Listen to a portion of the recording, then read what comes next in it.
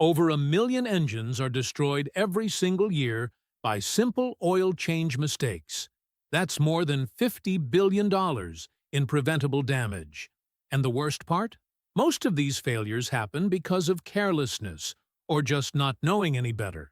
Today, I'm going to show you the 14 steps that every car owner needs to follow before changing their oil to make sure your engine never dies before it's time. These are the secrets that prevent blown gaskets, valve leaks, and engines that literally explode. And at the end of this video, I'm going to expose one massive myth about motor oil that causes people to waste over $20,000 on repairs they don't even need. Let's start with step 1. Never take your car to a quick lube shop. Imagine pulling into a fast oil change place, getting your oil changed, and then just a few hundred miles later, your engine completely seizes up.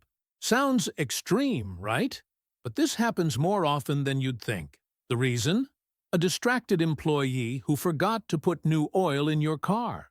These corner quick lube shops charge up to 50% less than a proper mechanic shop, but you're getting half the quality. Lower prices mean lower wages, rushed work, and absolutely zero attention to detail.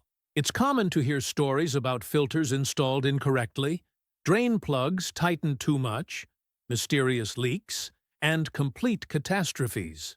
If you want quality work, either pay for a good mechanic or learn to do it yourself.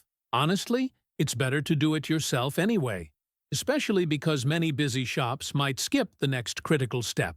Step 2. Always warm up your engine before draining the oil. Most people don't realize this, but cold oil moves up to 10 times slower than hot oil. That means an oil change that should take minutes could take over an hour if your engine is cold. And that's not even the worst part. Cold oil leaves behind residue like sludge and tiny metal particles.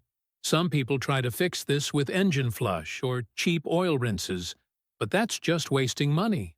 The secret is simple. Start your car and drive it for about 10 minutes. Then wait between 5 and 10 minutes before you start draining. This way, your oil will be hot enough to drain efficiently and carry all the impurities out with it. Just don't overdo it. Oil reaches its ideal flow around 212 degrees Fahrenheit. Anything hotter than that is dangerous to work with. We'll talk about why engine flush can actually damage your motor a bit later. But first, let's discuss an even more destructive mistake. Step 3. Use the correct oil specification for your engine. This is without a doubt the biggest reason for engine failure in America. Before you buy any oil, check your owner's manual. It tells you the API classification and viscosity grade you need. The API classification is a code that starts with S for gasoline engines and C for diesel engines. Within that, you get letters that indicate the generation of the oil. You might see SN, SP, and so on. A lot of people ignore this and just look at the viscosity number like 5W30 or 10W40. That's a huge mistake. Data from a major fleet company in Canada showed that mixing SP and SN oils increased low oil pressure warnings by 80%, all because of sludge buildup. On top of that, older oils with too much phosphorus and sulfur can damage your catalytic converter, which costs over $5,000 to replace. And using the wrong viscosity is dangerous too. Oil that's too thin won't lubricate properly, and oil that's too thick increases fuel consumption and internal wear. Want to avoid headaches? Always use the oil recommended by your manufacturer. Change it every 5,000 miles with synthetic oil for maximum safety, or 10,000 miles if you're using full synthetic. Step 4. Don't cheap out on oil filters. Every time you start your engine, there's a brief moment of metal-to-metal contact before the oil fully circulates. This creates tiny metal shavings that get trapped in the filter. If your filter is cheap and doesn't catch these particles, they go back into circulation, clog oil passages, and cause catastrophic failures. Your filter is literally your engine's shield, so don't grab the cheapest one off the shelf. If you change your oil frequently, like every 3,000 miles, a basic filter might work. But if you're going 5,000 miles or more between changes, invest in OEM filters or quality aftermarket brands. Here's why. First, there's the filter media itself. Good filters trap particles down to 10 to 20 microns, which are invisible to the human eye.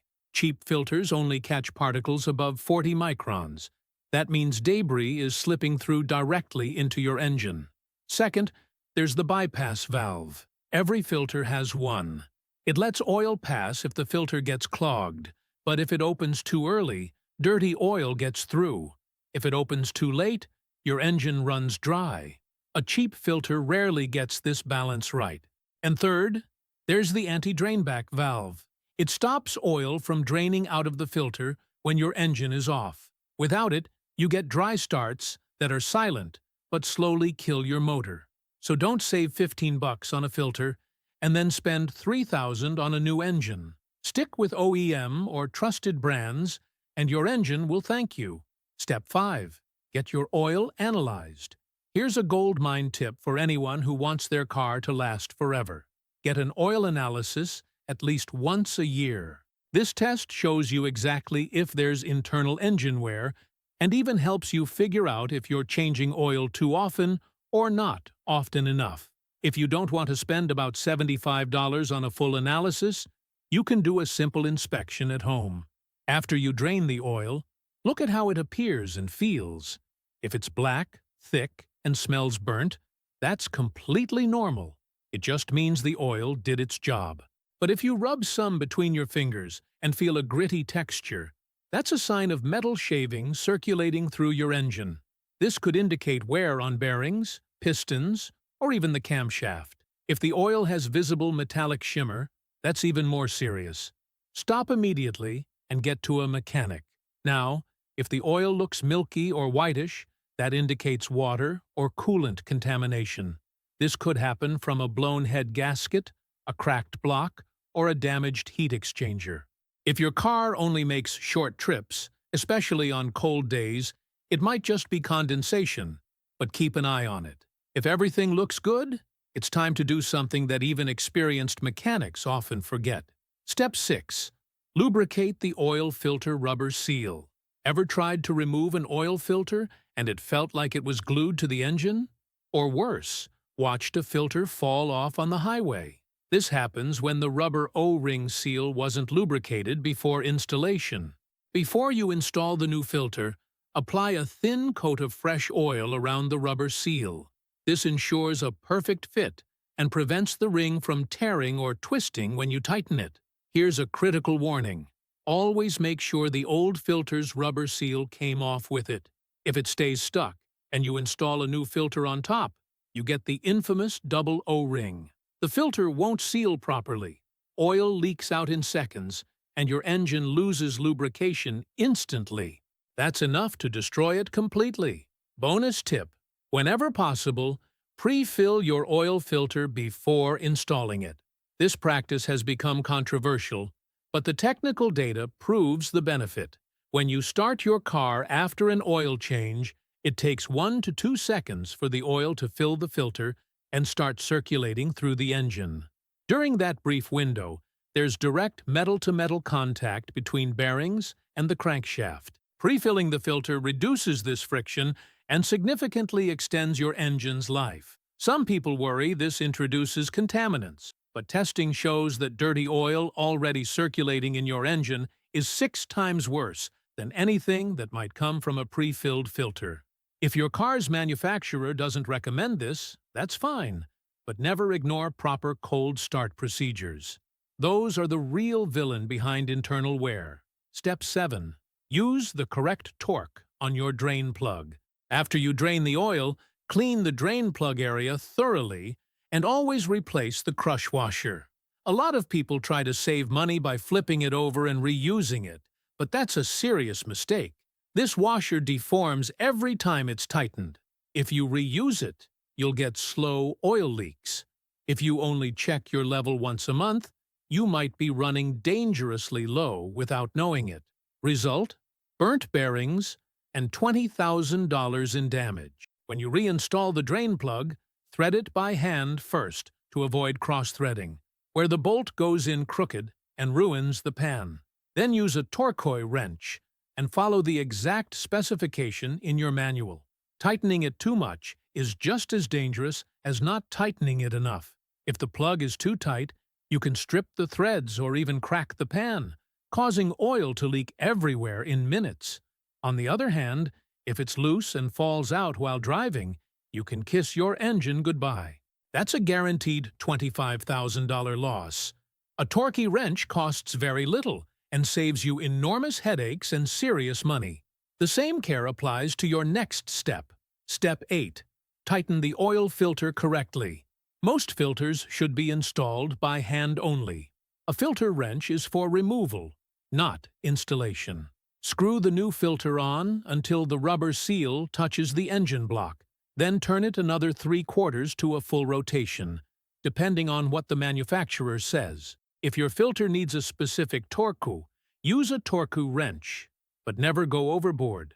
An over-tightened filter warps the seal, gets stuck to the engine, and makes removal next time incredibly difficult. An under-tightened filter, on the other hand, leaks oil and might come loose while driving. The rule is simple: not too loose, not too tight. Correct torque is essential. Step 9. Clean the oil cap and fill opening. You know that black crusty stuff around your oil cap? It has to come off before you even open the cap. If that dirt falls into your engine, it mixes with the oil and creates an abrasive paste that causes premature wear on internal parts. The filter catches the bigger particles, but smaller ones slip right through, especially from a cheap filter.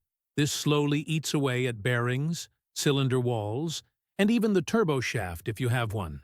It's just as important to clean the opening as it is to use a clean funnel. A lot of people keep their funnel sitting in the corner of the garage, collecting dust, dirt, and old oil residue. All of that can go straight into your motor. Here's the simple fix. Clean your funnel after use, store it in a box, and cap both ends with a clean cloth. We're almost at the end of the preparation steps, but there are still a few critical details that could save your engine. Let's get into one of the most dangerous ones. Step 10. Measure the exact amount of oil. A lot of people think adding a little extra oil won't hurt, but it's the opposite. Too much oil is just as harmful as too little. When the pan fills up too much, the crankshaft hits the oil and acts like a mixer, whipping air into the lubricant. This drastically reduces the oil's ability to lubricate and can cause severe engine failures. So, know exactly how much oil your car needs. The fill marks on the bottle exist for a reason. Always use a clean funnel and avoid pouring oil all over the hot engine. Oil is flammable and can create smoke or even catch fire if it hits hot parts. The best approach is to put in about half a quart less than the manual says. So, if your motor calls for 5 quarts, put in about 4.5. This ensures you don't overfill if there's still a bit of old oil left in there. Before you measure the level, here's another gold tip. Step 11. Inspect your PCV valve. If you make a lot of short trips, your PCV valve is probably suffering. The positive crankcase ventilation valve prevents internal pressure from building up and redirects combustion gases to be burned again, reducing pollution and keeping the system balanced. When it gets clogged, that valve increases pressure inside the engine, damaging seals and gaskets. It causes rough idle and misfire, but the warning light doesn't always come on, so it's best to inspect it manually. Check for sludge around it, remove it, and shake it gently. If it's good, the internal pin should move freely. If it's dirty, clean it with carburetor cleaner and reinstall it. Normally this valve lasts about 50,000 miles, but if it fails, replace it right away. It costs almost nothing and can prevent massive problems. Now, before we get back to the oil, there's another component that deserves attention. Step 12. Check your air filters. A lot of people think the mechanic is just pushing unnecessary service when they suggest changing both the engine air filter and cabin air filter with the oil. But they're wrong. A clogged engine air filter reduces oxygen flow, forces your engine to work harder, and increases fuel consumption. It also accelerates internal wear. A dirty cabin air filter overloads your ventilation system, which can burn out the blower motor and even damage your air conditioner compressor. Checking both filters takes seconds. If it's just a little dusty, tap it to remove the dust and put it back. If it's dark or soaked, replace it. These are cheap parts that save you much bigger problems down the road. Everything we've covered so far is essential. But now comes the final checks. Step 13. Check your oil level and look for leaks. This test needs to be done with your car on level ground. Drive out of the garage, start the engine for about 30 seconds, then shut it off. Wait about 5 minutes for all the oil to drain down into the pan. Now pull the dipstick, wipe it clean, put it back in, and check the level. It should be right around the max mark, never above it. Then look underneath your car. See if there are any leaks at the drain plug, the filter, or anywhere else. If it's all dry, there's just one final detail left. Step 14. Reset your oil life monitor. Modern cars have an electronic system that calculates oil degradation based on temperature, time, and driving habits. If you don't reset it, the system might tell you to change oil too early, or worse, fail to warn you when a change is really needed. Check your manual and follow the exact procedure for your specific model. Now that you know everything you need to do before putting in new oil, it's time to clear up one of the biggest myths about oil changes: the engine flush. A lot of people think they need to do a flush every time they change oil. But the truth is different. Yes, an engine flush removes sludge buildup, but modern engines don't suffer as much from this, especially if you're changing oil every 5,000 miles or less. There are situations where a flush makes sense. When the car has an unknown maintenance history, when there are clear signs of sludge buildup, or if you're switching from conventional to synthetic oil in an older engine. Outside of those cases, it's unnecessary. And here's the danger. The product is powerful and can loosen large chunks of dirt that clog oil galleries and cause the dreaded oil starvation. The result is severe and expensive engine damage. Before you do a flush, think carefully about whether the risk is worth it. And if you really want to extend your engine's life, don't stop here. There are simple maintenance tasks that, if done just once a month, can double your car's lifespan. So, make sure you subscribe to the channel to see which maintenance habits can add years to your engine's life. Thanks for watching.